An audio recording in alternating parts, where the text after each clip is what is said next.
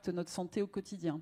La façon dont a été conçu, élaboré le projet de génération Printemps européen, je me tourne un peu vers tout le monde, c'est le fait qu'il n'y a pas de politique sociale et sanitaire qui ne soit pas environnementale, en fait. Et ça a été un axe très fort de nos propositions. Donc vous les retrouverez autour de la pollution de l'air. Comme vous le savez peut-être, ça a été largement médiatisé.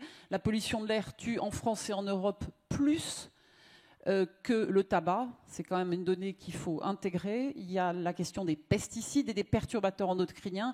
Il y a eu pas mal de littérature. C'est un sujet qui commence à être un petit peu traité par les médias. Benoît l'avait traité, la question des pesticides, dès la présidentielle. Donc c'est là où notre programme a anticipé, était très innovant sur ces questions-là. Les pesticides, qui à faible dose, sur du long terme, entraînent des maladies graves, y compris chez des fœtus. Donc c'est vraiment des pollueurs contre lesquels il faut s'attaquer. Et nous, dans notre programme, on se propose d'interdire, en activant le principe dit de précaution, ces pesticides et ces perturbateurs endocriniens. Un mot, vous l'avez compris, moi j'aime bien le terrain, puis j'aime bien parler avec les gens. On a eu des rencontres avec notamment du personnel hospitalier, un mot de l'épuisement professionnel, parce que évidemment là on s'est intéressé en particulier là parce qu'il y a une grève qui est dure et qui s'étend des personnels hospitaliers à l'épuisement professionnel.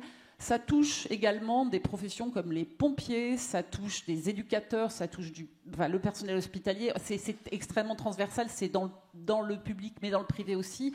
Et donc, c'est vraiment quelque chose qu'il faut faire reconnaître comme une vraie pathologie. On ne peut pas travailler, on ne peut pas être heureux, on ne peut pas avoir de bien-être.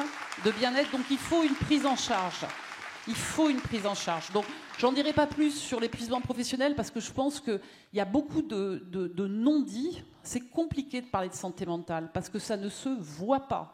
Partout, moi, sur tous les terrains où j'ai été, ça ne se voit pas, ça ne se dit pas parce que dès qu'on parle de santé mentale, c'est compliqué d'aller porter ça. Mais c'est vraiment un combat qu'on portera ici en France et en Europe. Voilà. Merci François, ça te tenait à cœur et on le comprend bien de nous parler santé. Santé, la santé qui est